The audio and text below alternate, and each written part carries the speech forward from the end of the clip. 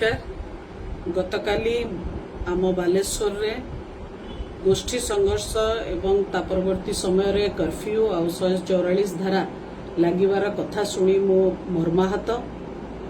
मो पुलिस प्रशासन एवं विभिन्न गोष्ठीर लोकों सहित मध्य आलोचना करिछि। प्रशासन सबु प्रकार चेष्टा करुचंती शांति फेरे आनिबा पाई कि मो समस्त को अनुरोध करुछि जे आमे मध्य एई काम रे सहयोग करिबा। बालेश्वर रे शांति भाईचारा एवं सौहार्दपूर्ण वातावरण को फेरे आनिबा पाई कि आमे हमर सर्वोच्च चेष्टा करिबा एवं समस्त बालेश्वरवासी को अनुरोध करुछि जे ए समय रे शांति रक्षा करिबा होछि हमर सबुठ बड़ दायित्व। धन्यवाद।